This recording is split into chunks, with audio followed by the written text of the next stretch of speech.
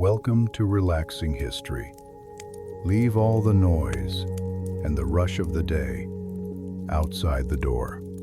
Now, take a deep breath, relax your shoulders, and let your mind float through the dusty but fascinating pages of history. Tonight, we embark on a peaceful journey among the shadows of the past. If you are ready, let's unlock time. Chapter 1 of 3, The Marble Terrace. This night, we are traveling to the center of the world, to the city that sits on two continents, Istanbul. The year is 1550, the height of the Golden Age. The sun has just set behind the hills of Eyüp.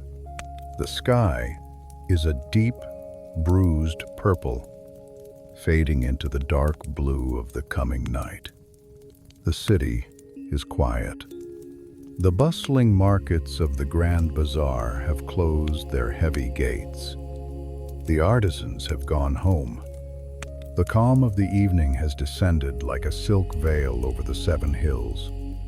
We are standing at the tip of the peninsula, Sarayburnu, inside the high walls of the Topkapi Palace.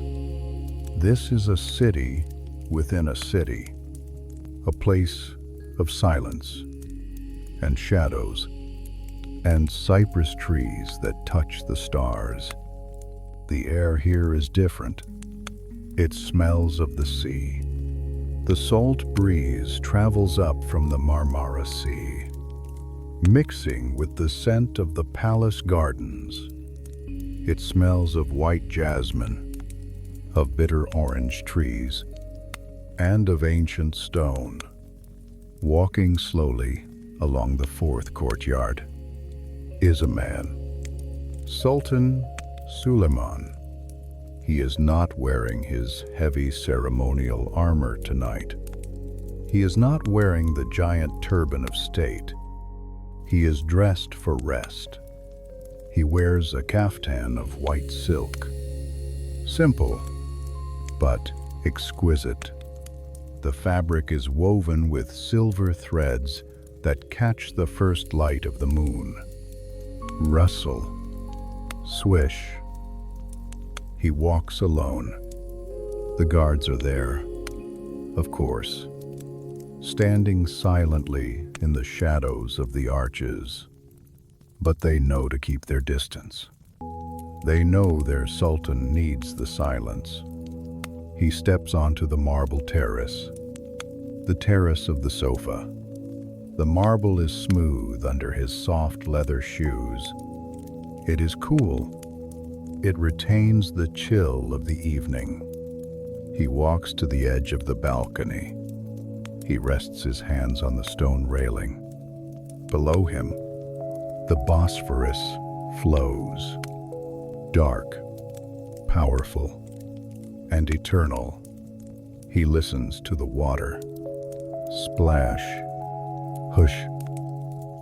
It is the sound of the current hitting the sea walls far below. It is a rhythmic sound, a lullaby that has been played for thousands of years. He looks across the water to Üsküdar. He sees the faint lights of oil lamps flickering in the houses on the Asian shore. They look like reflections of the stars. He looks at the Golden Horn. The water is smooth as glass. Resting ships are anchored there, their masts rocking gently. Suleiman takes a deep breath, expanding his chest. The cool sea air fills his lungs. It clears his mind. Being an emperor is a heavy burden. The laws, the campaigns, the petitions. But here, on the terrace, the weight lifts. Here, he is just a man watching the water. He turns away from the railing. He walks towards the pool in the center of the terrace. A decorative pool made of white marble.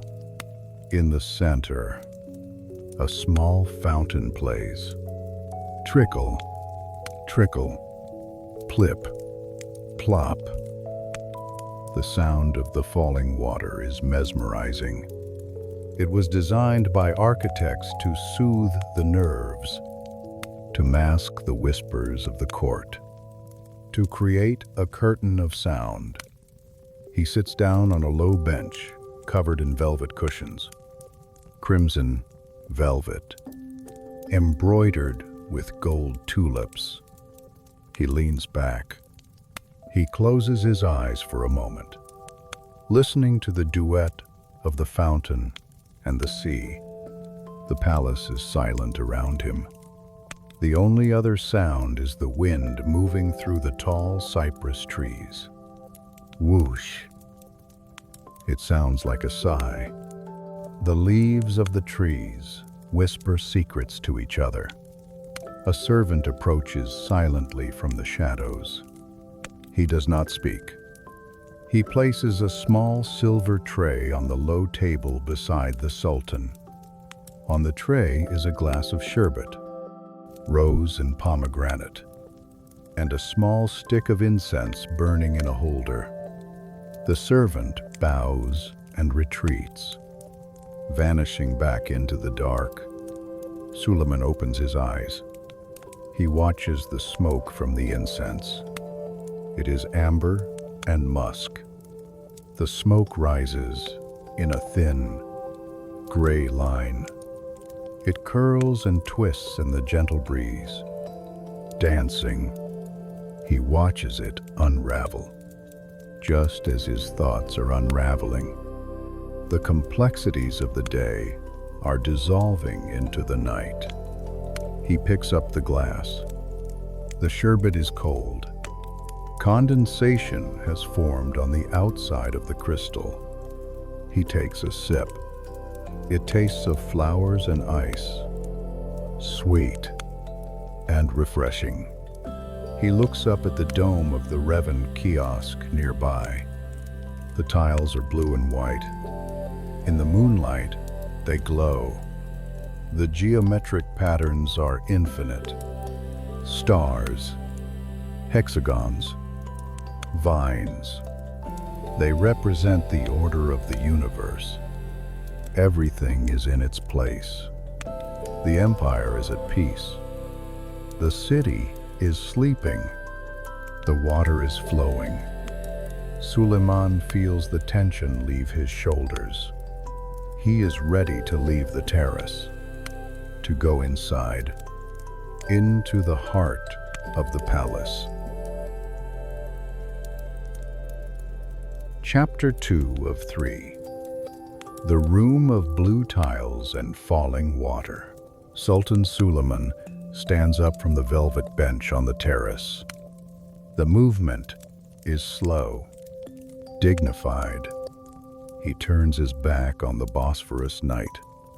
The moon is now high above the Asian hills, casting a silver path across the water. But he is seeking a different kind of light now. He walks towards the tall wooden doors of his private apartment. The doors are made of ebony and walnut, inlaid with mother of pearl. They shimmer faintly in the dark, a geometric star pattern that seems to rotate if you look at it too long. He pushes the door gently.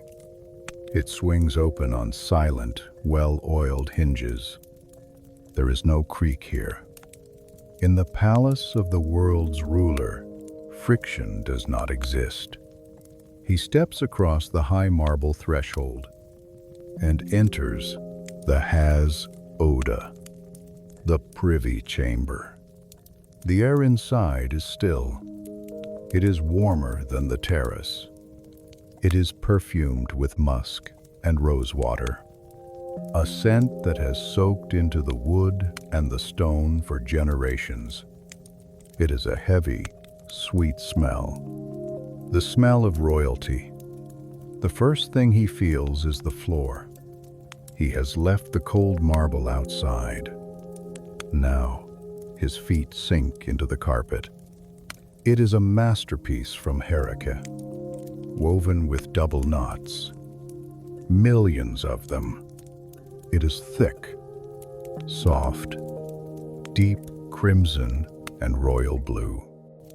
He takes a step. Soft thud. The carpet swallows the sound completely. He takes another step. Silence. It feels like walking on a cloud of wool. It invites him to slow down, to move with grace. The room is dimly lit. Suspended from the high, domed ceiling are oil lamps. They hang on long silver chains. The glass of the lamps is colored: amber, green, blue. The flames inside are small and steady. They cast a kaleidoscope of soft shadows on the walls. And the walls. The walls are the true treasure. Suleiman walks to the side of the room. He stands before the tiles. The entire room is lined with Iznik ceramics, the finest ever made. He looks closely at a panel. The background is a pure, milky white, and on it, a garden of blue, cobalt blue, deep as the ocean, turquoise, bright as the shallow sea, and the famous coral red, a thick raised glaze that feels like relief under the fingers. He traces a line with his eyes. It is a tulip, long, elegant, bowing its head slightly. Beside it, a carnation, then a hyacinth. The patterns repeat, over and over, interlocking, flowing. There is no beginning and no end. It is visual music, a silent prayer in clay and fire. He follows the vines as they twist and turn. It draws the mind in, like a labyrinth of beauty. You can get lost in these tiles. You can forget the wars, the borders, the decisions. There is only the blue and the white. In the corner of the room, there is a sound. It is not a clock. It is water, a Selsebil, a wall fountain made of white marble. It is carved to look like a series of cascading basins, like shells. Water flows from a small spout at the top. It trickles into the first basin. Drip, splash. Then it overflows and runs down a textured marble ramp, sculpted to make the water ripple and sing. Murmur, murmur. Then it falls into the next basin. Plip, plop. Suleiman walks over to it. He stands by the fountain. This water sound was designed for him. It is not just decoration. It is acoustic engineering. The sound of the water prevents anyone outside the door from hearing what is said inside. It is a curtain of liquid sound. But tonight, it serves a different purpose. It is washing away his thoughts. He watches the clear water moving over the white stone. It sparkles in the lamplight. He reaches out a hand. He lets the water run over his fingers. It is cool, fresh. He closes his eyes and listens to the rhythm. It is uneven, yet constant. Trickle, splash, hush. Trickle, splash, hush. It is the most relaxing sound in the empire. He dries his hand on a silk cloth waiting on a tray nearby. The silk is cool and smooth. He moves towards the center of the room. Under the main dome, the ceiling is painted with gold leaf, intricate patterns of leaves and flowers. The gold catches the light of the lamps above. A soft, warm glow rains down on him. He approaches a low reading desk, a Raleigh, made of walnut wood, inlaid with ivory and tortoiseshell. On it rests a book, a volume of poetry, Muhibbi, his own pen name. He touches the leather cover of the book. It is soft, worn. He does not open it tonight. The words are already in his heart. I am the Sultan of Love, he thinks. And tonight, I am the Sultan of Sleep. The room feels like a jewelry box. Secure, precious, closed off from the world. The thick stone walls of the palace are feet thick. No sound from the city can penetrate them. No cry of a street vendor. No bark of a dog. No thunder of a cannon. Here, time stands still. He begins to unfasten his kaftan. The buttons are made of looped silk. He pushes the first one through, then the second. He shrugs the heavy silk robe off his shoulders. He lays it carefully on a divan. The fabric settles with a slow, heavy rustle. Shh. He feels lighter instantly. The armor of the state is gone. He is wearing a simple inner robe of fine white cotton, soft against his skin, breathable. He walks to the divan near the fountain. He sits down. He leans back against the mountain of cushions, velvet cushions, brocade cushions, silk cushions. He sinks into them. They support his back. They support his arms. He stares at the lamp hanging directly in front of him. He watches the flame dance. He watches the shadow of the chain sway slightly on the wall of blue tiles. Left, right, left, right. The water continues to flow. Murmur, murmur. The tiles continue to glow. Blue, turquoise, white. The Hazoda is a cocoon, a sanctuary of art and water, the perfect place to let go. Chapter 3 of 3, The Golden Horn and the Velvet Dark. Sultan Suleiman remained sitting on the divan for a long moment. The water in the Selsebil fountain continues its gentle journey down the marble wall. Trickle, splash, hush. It is the heartbeat of the room. But now, the rhythm of the night is changing. It is becoming deeper, slower. He places his hands on his knees. He pushes himself up. The movement is effortless. The silk of his inner robe whispers against the velvet cushions. Swish. He stands in the center of the Hazoda, the most private, the most silent point in the entire Ottoman Empire. It is time to extinguish the day.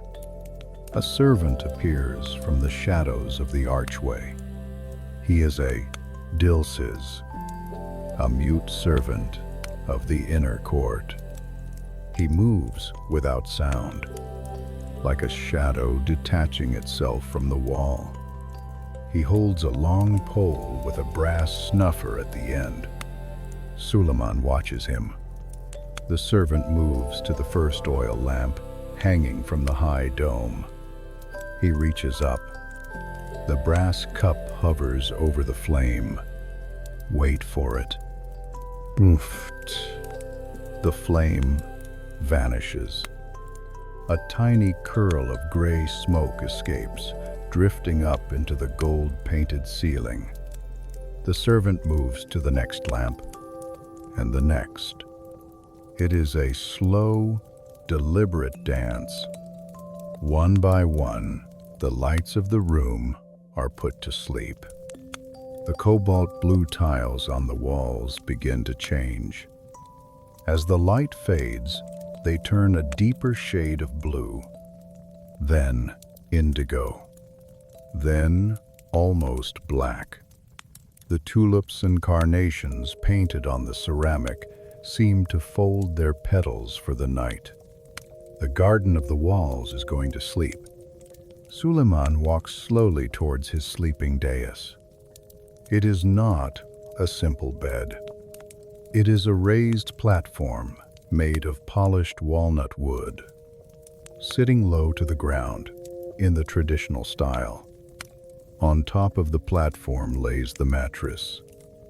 It is thick, stuffed with the softest wool from the highlands of Anatolia. It is covered in a sheet of pure white silk from Bursa. Smooth, cool, seamless. He approaches the bed. He steps out of his soft leather slippers. He leaves them on the carpet. His bare feet touch the wooden step of the dais. The wood is smooth and warm. He sits on the edge of the mattress. It accepts his weight gently. He runs his hand over the silk sheet. Slide. It feels like water woven into fabric. It is cool to the touch, a relief against the warmth of the summer night. He swings his legs up. He lies back. The sensation is one of total support. The wool mattress conforms to the shape of his back. His shoulders sink in. His spine aligns. The tension of being the caliph, the sultan, the khan, it all drains away into the wool. He rests his head on the pillows. They are large, rectangular pillows. There are 3 of them, filled with goose down, covered in cases of cream-colored satin. His head sinks deep into the center pillow. The satin rises up around his ears, muffling the sound of the fountain just slightly, turning the splash into a distant hum. A gentle breeze stirs the room. It comes from the open windows facing the Bosphorus. The windows are covered with intricate wooden lattice screens. Mashrabia. The wind passes through the geometric holes of the wood. Whoosh. It carries the scent of the night, the smell of the salty sea, the smell of the cypress trees in the garden, and the faint, sweet smell of the extinguished candle wicks. Wax and smoke. Suleiman takes a deep breath, filling his lungs with the air of Istanbul. He closes his eyes. The room is almost dark now. Only one small candle remains burning in a niche far across the room. A safety light. It casts a faint, golden glow on the marble floor, just enough to anchor the room in reality. Now, he lets his mind travel. He visualizes the city outside these thick walls. He imagines the Golden Horn. The water is still, reflecting the moon. The ships are anchored. Their ropes are creaking softly. Creak. He imagines the Galata Tower across the water. Standing silent, watch over the merchant's quarter. He imagines the great mosques he has built. The Suleymaniye, its vast dome resting peacefully in the dark. Its minarets piercing the sky like fingers pointing to heaven. The whole city is breathing with him. Inhale. The waves roll in. Exhale. The waves roll out. He pulls up the cover. It is a yorgan, a quilt made of gold-threaded silk, but filled with light cotton. It is not heavy. It is just a whisper of weight. He pulls it up to his chest. The fabric settles around him. Rustle. He feels protected. The Topkapi Palace is a fortress. The Hazoda is a fortress within a fortress. And his bed is a sanctuary within the Hazoda. Nothing can touch him here. No petitions. No wars. No whispers.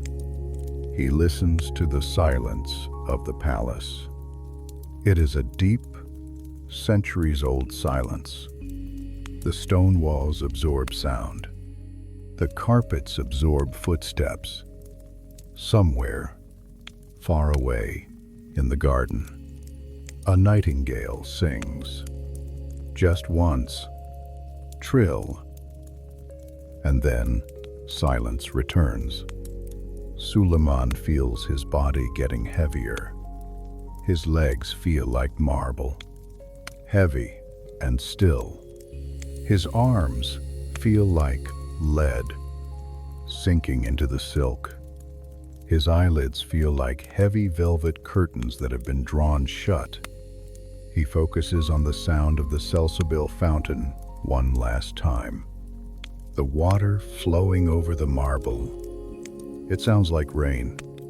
It sounds like a river. It sounds like time passing. Flow, flow, flow. The geometric patterns of the tiles are still in his mind's eye. Even in the dark, he sees the endless loops of the vines, rotating slowly, round and round, blue and turquoise, spinning gently into the dark. He drifts away from the room. He is no longer in the palace. He is floating on the Bosphorus, drifting on a boat with no sails, moved only by the gentle current, moving towards the Sea of Marmara, moving towards the endless ocean. The cool breeze brushes his forehead. The scent of the rose water lingers on the pillow. The peace of the empire settles in his heart. The Sultan is resting. The pen is put down. The sword is sheathed. The world turns without him for a while. Deep, velvet, darkness, sleep.